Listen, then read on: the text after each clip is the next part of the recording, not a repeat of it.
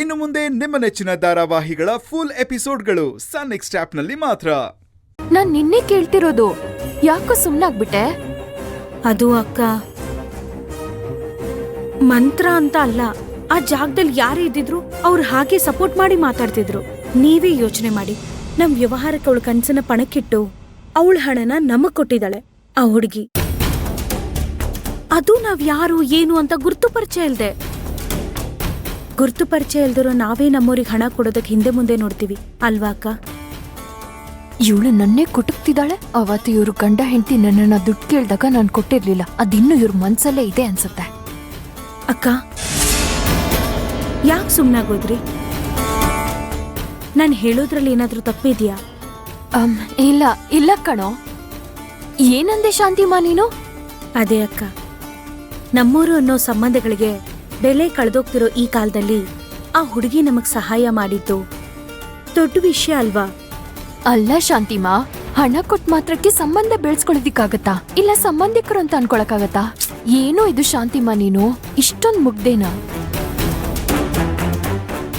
ಹಣ ಕೊಟ್ಟವರೆಲ್ಲ ಸಂಬಂಧಿಕರಲ್ಲ, ಸಂಬಂಧಿಕರೆಲ್ಲ ಹಣದ ಸಹಾಯ ಮಾಡಲ್ಲ. ನಮ್ ರತ್ನಕ್ಕ ಯಾವಾಗ್ಲೂ ಒಂದ್ ಮಾತು ಹೇಳ್ತಿರ್ತಾರೆ, ಆರಿದ್ರ ಮಳೆಗೆ ಆದೋನೆ ನೆಂಟ ಅಂತ. ಮಂತ್ರ ಅವ್ರವ್ರ ಆಫೀಸಲ್ಲಿ ಏನ್ ತಪ್ಪು ಮಾಡಿದಾರೋ ಅದ್ ನಂಗೆ ಗೊತ್ತಿಲ್ಲ ಅಕ್ಕ. ಆದ್ರೆ ನೀವು ಮಾತಾಡ್ತಿರೋದ್ ನೋಡಿದ್ರೆ ಕೆಲಸದಿಂದ ತೆಗೆಯುವಂತ ತಪ್ಪಲ್ಲ ಅಂತ ನನಗನ್ಸುತ್ತೆ. ನೀನ್ ಇಷ್ಟೊತ್ ಹೇಳಿದ್ರಲ್ಲಿ ಉತ್ತರನೂ ಇದೆ, ಬೇಕಾದಷ್ಟು ಪ್ರಶ್ನೆಗಳೂ ಇದೆ ಕಣೋ. ಒಂದು ಮಾತನ್ನ ಪದೇ ಪದೇ ಹೇಳ್ತಾ ಇದ್ದೀನಿ ಕೇಳು. ಸುಶಾಂತ್ ಮಂತ್ರನ ಅತಿಯಾಗಿ ವಹಿಸ್ಕೊಂಡು ಹೋಗ್ತಿರೋದು ಒಳ್ಳೇದಲ್ಲ ಅಂತ ನನ್ಗನ್ನಿಸ್ತಾ ಇದೆ ಅಷ್ಟೇ. ಅಕ್ಕ, ನಿಮ್ಗೆ ಈ ವಿಷಯ ಪೂರ್ತಿ ಗೊತ್ತಿಲ್ಲ. ಮಂತ್ರ ನಮಗೆ, ನಮ್ ರಾಘವ್ಗೆ ಎಷ್ಟು ಸಹಾಯ ಮಾಡ್ತಾರೆ ಗೊತ್ತಾ? ಒಬ್ರ ಬಗ್ಗೆ ಗೊತ್ತಿಲ್ಲದೆ ನಾವು ಮಾತಾಡಿದ್ರೆ ನಿಮಗೂ ಕೋಪ ಬರುತ್ತೆ ಅಲ್ವಕ್ಕ? ನೀನ್ ಹೇಳ್ತಿರೋದು ಸರಿ ಕಣೋ. ಆದ್ರೂ ಯಾಕೋ ಸುಶಾಂತ್ ಹೋಗ್ತಿರೋ ದಾರಿ, ಅವ್ನ್ ಹೋಗ್ತಾ ಇರೋ ರೀತಿ ತುಂಬಾ ತಪ್ಪಾಗ್ ಕಾಣ್ತಾ ಇದೆ. ನಾವೆಲ್ಲ ಹೊರಗಡೆ ನಿಂತ್ಕೊಂಡು ಅವನಿಗೆ ಹೇಳಿದ್ರೆ ಅವನಿಗೆ ಅರ್ಥ ಆಗಲ್ಲ. ಆದ್ರೆ ನೀನು ಅವನ್ ಮನ್ಸಲ್ಲಿರೋಳು, ನೇರವಾಗಿ ಸಮಯ ಸಂದರ್ಭ ನೋಡ್ಕೊಂಡು ಹೇಳೋ ರೀತಿ ಹೇಳು, ಅರ್ಥ ಮಾಡ್ಸು. ಆಗ್ಲಾದ್ರೂ ಅವನಿಗೆ ಅರ್ಥ ಆಗುತ್ತೋ ಏನೋ. ಅಕ್ಕ, ನಿಮ್ಮೇಲೆ ನನಗ್ ತುಂಬಾ ಪ್ರೀತಿ ಜಾಸ್ತಿ. ಆದ್ರೆ ನಮ್ ಯಜಮಾನ್ರು ಅಂದ್ರೆ ನನಗೆ ನಂಬಿಕೆ. ದಯವಿಟ್ಟು ಅಕ್ಕ, ದಯವಿಟ್ಟು ಇನ್ನೊಂದ್ಸಲ ಅವ್ರ ಬಗ್ಗೆ ಹಾಗೆಲ್ಲ ಮಾತಾಡ್ಬೇಡಿ. ಸರಿ ಕಣೋ, ನಿನ್ನಿಷ್ಟ.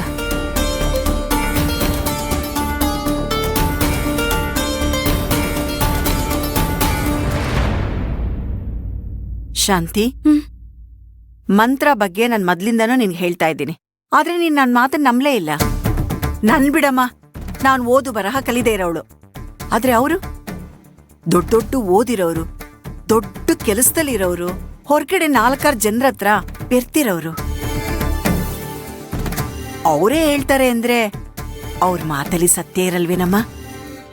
ಅಕ್ಕ, ನೀವು ಅವ್ರ ತರನೇ ಮಾತಾಡ್ತಿದ್ದೀರಲ್ಲ. ಅವತ್ ನಾನ್ ನಿಮ್ಗೇನ್ ಹೇಳಿದ್ದೆ ಹೇಳಿ? ಸಾಧನೆ ಹೇಳೋದು ನಿಜ ಕಣಮ್ಮ. ನೀನ್ ಈ ಮನೆ ಕಾಲಿಡಕ್ಕಿಂತ ಮುಂಚೆಯಿಂದನೂ ನಾನು ಈ ಮನೆ ಕೆಲ್ಸಕ್ ಬರ್ತಾ ಇದ್ದೀನಿ. ಸುಶಾಂತ್ ಯಾವತ್ತೂ ಅವ್ರ ಅಣ್ಣನ ಹತ್ರ ಎದುರು ಮಾತಾಡಿದ್ದನ್ನ ನೋಡೇ ಇಲ್ಲ ನಾನು. ನಮ್ ತಂದೆ ಯಾವಾಗ್ಲೂ ಹೇಳೋರು, ಹಸ್ರಾಗಿರೋ ಮರ ಕಡಿಲೇಬೇಕಂದ್ರೆ ಗೊಡ್ಲಿ ತಗೊಳೋದ್ ಬೇಡ, ಅದ್ರ ಪಕ್ಕದಲ್ಲಿ ಹೋಗಿ 4 ಜನ ದಿನ ಬೈತಾ ಹೋದ್ರೆ ಆ ಮರ ಹಾಗೇ ಒಣಗಿ ಬಿದ್ದು ಸತ್ತು ಹೋಗುತ್ತಂತೆ. ಅದೇ ತರ ಒಬ್ಬ ಮನುಷ್ಯನ ಬೀಳಿಸ್ಬೇಕು ಅಂದ್ರೆ ಅವ್ನ್ ಮಾಡಿರೋ ತಪ್ಪನ್ನ ಪ್ರತಿದಿನ ಅವನತ್ರ ಹೇಳ್ತಾ ಬಂದ್ರೆ ಸಾಕು, ಆ ಮನುಷ್ಯ ತಾನಾಗೆ ಬಿದ್ದು ಸತ್ತೋಗ್ಬಿಡ್ತಾನೆ ಅಷ್ಟೇ. ಅಂದ್ರೆ ಏನಮ್ಮ ನಿನ್ ಮಾತಿನ ಅರ್ಥ? ನಾವ್ ಹೇಳ್ತಿರೋ ಬುದ್ಧಿ ಮಾತುಗಳೆಲ್ಲ ನಿನಗ್ ಬೈಗುಳ ತರ ಕಾಣಿಸ್ತಿದ್ಯಾ? ಮತ್ತಿನ್ನೇನಕ್ಕ, ಒಂದ್ ವಿಷಯನ ಒಂದ್ಸಲ ಹೇಳಿ ಅದನ್ನ ಹಾಗೆ ಬಿಟ್ಬಿಡ್ಬೇಕು. ಆ ವಿಷಯನ ಪದೇ ಪದೇ ಹೇಳ್ತಾ ಬಂದ್ರೆ ಅದ್ ಏನ್ ಚೆನ್ನಾಗಿರುತ್ತೆ ಹೇಳಿ? ನೋಡಿ ರತ್ನಕ್ಕ, ನಮ್ ಯಜಮಾನ್ರು ಮಂತ್ರ ಮನೆಗ್ ಹೋಗ್ತಾರೆ, ನಾನು ಹೋಗ್ತೀನಿ, ರಾಘವ್ ಹೋಗ್ತಾನೆ ಪಾಠ ಹೇಳಿಸ್ಕೊಳಕ್ಕೆ. ನಮಗ್ ಅವಳ ಗುಣ ಗೊತ್ತಿಲ್ವಾ? ಮಂತ್ರ ಆತರದವಳು ಅಲ್ಲ ರತ್ನಕ್ಕ. ನಾನು ಯಾರತ್ರನಾದ್ರೂ ಮಾತಾಡುವಾಗ ಹಿಂದೆ ಮುಂದೆ ಯೋಚನೆ ಮಾಡಿ ಮಾತಾಡ್ತೀನಿ. ಆದ್ರೆ ನಿಮ್ಮ ಹತ್ರ ಎಲ್ಲರಿಗಿಂತ ಹೆಚ್ಚು ಅಧಿಕಾರ ಇದೆ ಅಂತ ನೇರವಾಗಿ ಹೇಳ್ತಾ ಇದ್ದೀನಿ. ರತ್ನಕ್ಕ, ಇನ್ಮೇಲೆ ನನ್ನ ಗಂಡನ ವಿಚಾರವಾಗಿ ನನ್ನ ಹತ್ರ ತಪ್ಪಾಗಿ ಹೇಳ್ಬೇಕು ಅಂತ ನಿಮ್ ಮನ್ಸಲ್ಲಿ ಅನ್ಕೊಂಡ್ರು ಆ ವಿಷಯನ ನನ್ನ ಹತ್ರ ಯಾರು ಮಾತಾಡ್ಬೇಡಿ. ಅಲ್ಲಮ್ಮ ಶಾಂತಿ,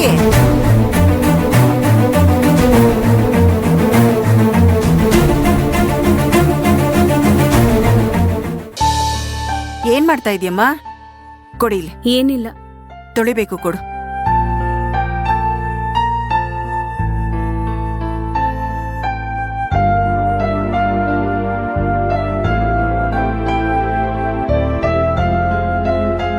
ಅಡಿಕೆನ ಚೀಲ್ದೊಳಗೆ ಹಾಕ್ಬೋದು, ಆದ್ರೆ ಅಡಿಕೆ ಮರನ ಚೀಲ್ದೊಳಗೆ ಹಾಕಕ್ಕಾಗತ್ತೇನಮ್ಮ?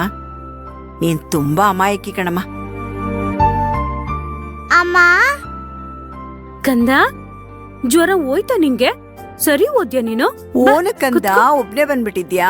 ಜ್ವರ ಹೋಯ್ತಾ? ಕೂತ್ಕೋ ಮಗ. ಜ್ವರ ಹೋಗಿದೆ ಕಣಮ್ಮ. ನಾನು ಹೇಳೋದ್ ಅರ್ಥ ಆಗ್ತಿದ್ಯಾ ನಿನ್ಗೆ?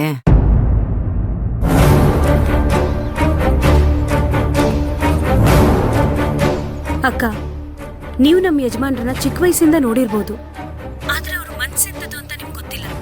ಅವರು ಅವ್ರ ತಂದೆಗೋಸ್ಕರ ನನ್ನ ಮದುವೆ ಆಗಿರ್ಬಹುದು, ಆದ್ರೆ ಯಾವತ್ತೂ ನನ್ನ ಕೀಳಾಗಿ ನಡೆಸ್ಕೊಂಡಿಲ್ಲ ಅಕ್ಕ. ಗಗನ, ಏನು ಬಾಯ್ಲಿ.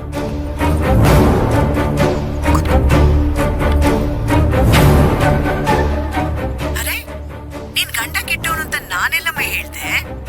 ನಾನೇ ಅಲ್ಲ, ಬೇರೆ ಯಾರು ಅವ್ರನ್ನ ಕೆಟ್ಟವ್ರು ಅಂತ ಹೇಳೋದಿಲ್ಲ. ಅದೊಂದು ಪದ ಹೇಳ್ತಾ ಇಲ್ಲ ಅಷ್ಟೇ ನೀವು. ಆದ್ರೆ ನೀವೆಲ್ಲರೂ ಅವ್ರ ಬಗ್ಗೆ ಮಾತಾಡುವಾಗ ಅದೇ ಅರ್ಥ ಬರೋ ತರ ಮಾತಾಡ್ತಿದ್ದೀರಾ.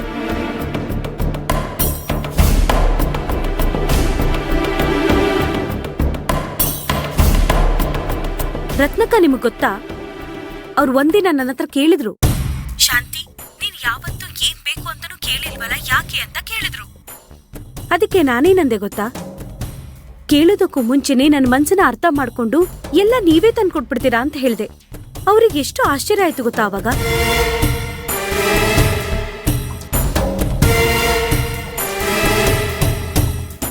ಅವ್ರಿಗೆ ನಾನೇನ್ ಇಷ್ಟಪಡ್ತೀನೋ ಅದನ್ನ ಅವ್ರಾಗವ್ರೇ ಅರ್ಥ ಮಾಡ್ಕೊಂಡು ಎಲ್ಲ ತಂದ್ಕೊಟ್ಬಿಡ್ತಾರೆ ರತ್ನಕ್ಕ. ರತ್ನಕ್ಕ, ಕೆಲವು ಗಂಡಸರಿಗೆ ಪ್ರೀತಿ ತೋರ್ಸೋದಕ್ಕೂ ಬರಲ್ಲ, ಅದನ್ನ ಹೇಳೋದಕ್ಕೂ ಬರಲ್ಲ. ಅವ್ರ ಹೃದಯದಲ್ಲಿ ಹೆಂಡತಿ ಮೇಲೆ ಹಿಮಾಲಯದಷ್ಟು ಪ್ರೀತಿ ಇಟ್ಕೊಂಡಿದ್ದಾರೆ, ಆದ್ರೆ ಅದನ್ನ ತೋರ್ಸ್ಕೊಳ್ಳೋದಕ್ ಬರಲ್ಲ ಅಷ್ಟೇ. ನನಗೂ ಅಷ್ಟೇನೆ. ಈ ತೋರ್ಕೆ ಪ್ರೀತಿ ಎಲ್ಲ ಇಷ್ಟ ಆಗೋದಿಲ್ಲ. ಏನೇ ಆದ್ರೂ ಸಹಜವಾದ ಪ್ರೀತಿ ಇರ್ಬೇಕಷ್ಟೇ. ಆ ಪ್ರೀತಿ ಶಾಶ್ವತವಾಗಿರ್ಬೇಕು. ಅದು ನನಗೆ ನಮ್ಮ ಯಜಮಾನ್ರಿಂದ ಸಿಕ್ಕಿದೆ ರತ್ನಕ್ಕ.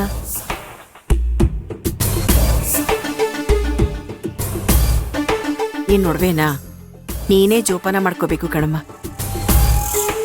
ಅದನ್ನ ಜೋಪಾನ ಮಾಡು ಅಂತ ನಾನು ಹೇಳ್ಬೋದಷ್ಟೇ.